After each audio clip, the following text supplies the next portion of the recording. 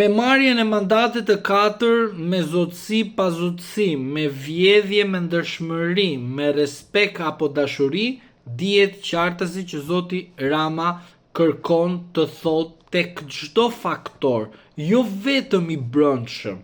Loja nuk është brenda vendit. Loja nuk është tek Spaku.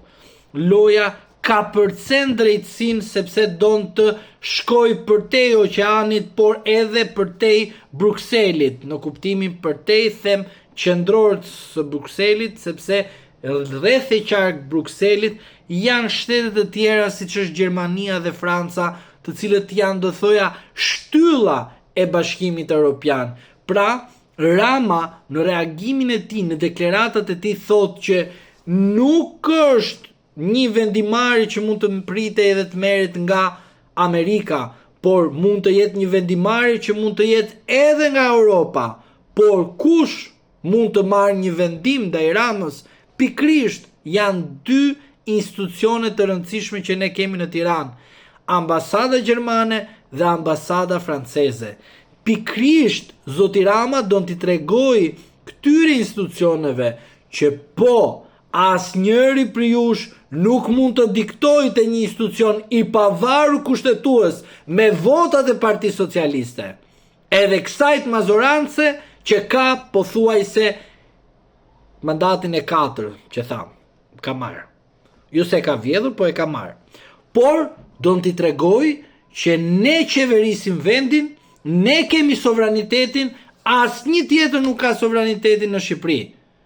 Pikrisht Partia Socialiste do të çojë Shqipërinë në Bashkimin Evropian. Jo se nuk kemi në Bashkimin Sovjetik, por nga Bashkimi Sovjetik në drejtim të Bashkimit Evropian, që në drejtim të Bashkimit Evropian ju lutem me thonjza, sepse në fund fare Rama thot, gjithë pushteti është i imi dhe ju nuk keni as gurin, por as arrën, që do të thot, ju duhet të merrni diçka nga mua, sepse pikrisht unë i kam të dyja, edhe gurin, edhe të tjera. Por, ajo çfarë duhet kuptojmë ne është kjo.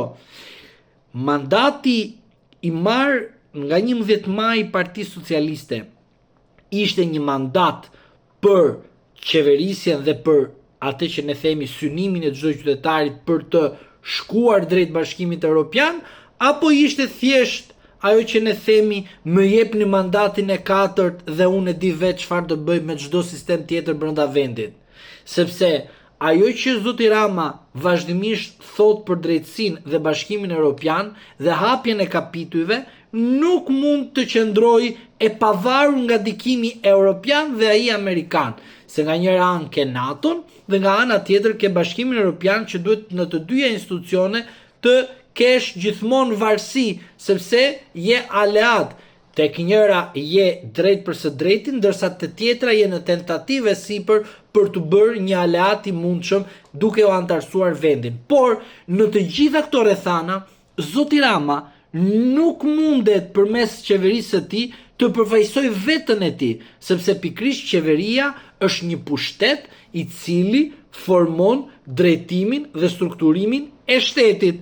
Pra, zoti Rama edhe sikur nesër të ftohet nga Trumpi, nga Obama, nga institucionet e tjera apo nga vendet e tjera, ftohet me cilësinë e kryeministit të Republikës Shqipërisë.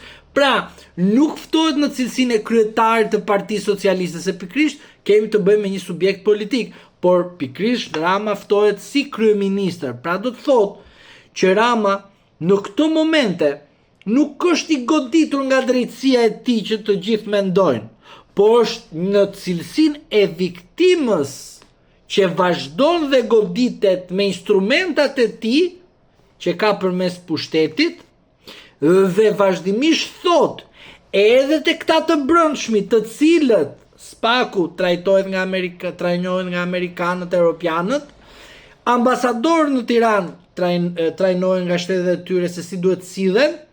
Por në të njëjtën kohë, pikrisht Spaku dhe ambasadorët që janë në Shqipëri duhet përcjellin mesazhin që në Shqipëri nuk mund të kemi ne gurin dhe arën, kur ndërkohë Rama mund të ketë të gjitha këto të dyja.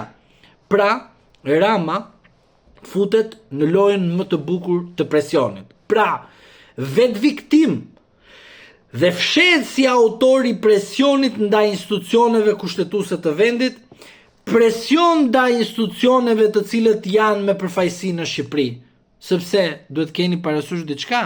Nuk jam unë që kam thonë aleatët europian amerikan që mbështesin reformën në drejtësi në aspektin e vendimarrjes kur u bë reforma. Zoti Rama ka thonë që ata kanë edhe gurin edhe arën. Por Rama e thoshte dikur për të bindur popullin që unë dua të luftoj drejtësinë e vjetër, e kalbur, plepa, gjitha këto.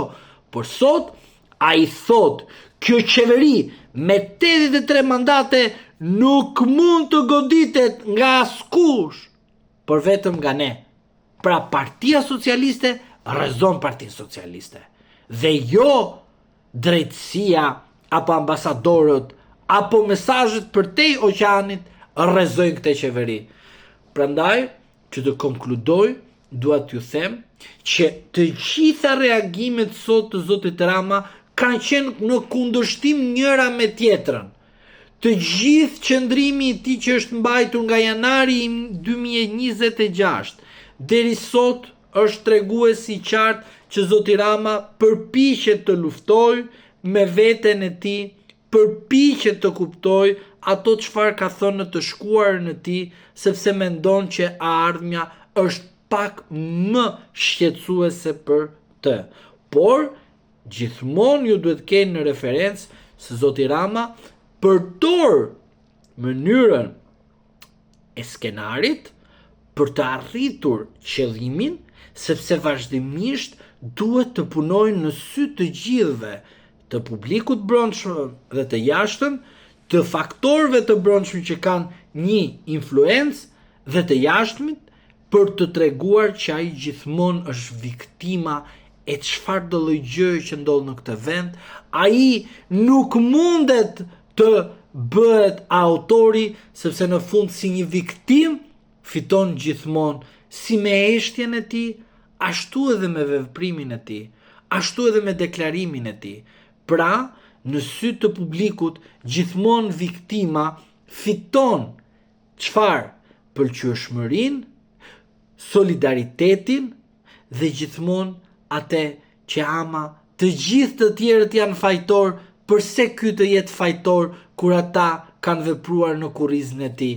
Nga gjatësia gjithmonë nuk pret që mund të ketë një shikueshmëri të largët, për shkak se të vret gjatësia. Por për sa i përket mënyrës se si shteti, vendi qeveriset, nuk kupton që ekziston një keqeverisje e cila duhet çdo qytetar ta kuptojë në sektorin e tij, në pabarazinë që ai gjithmonë përballet, në atë që ne themi gjithmonë pabarazia e cila qëndron mbi shtyllat e kryeministrit të gjatë, i cili nuk mund të shikojë përtej shtyllës së tij.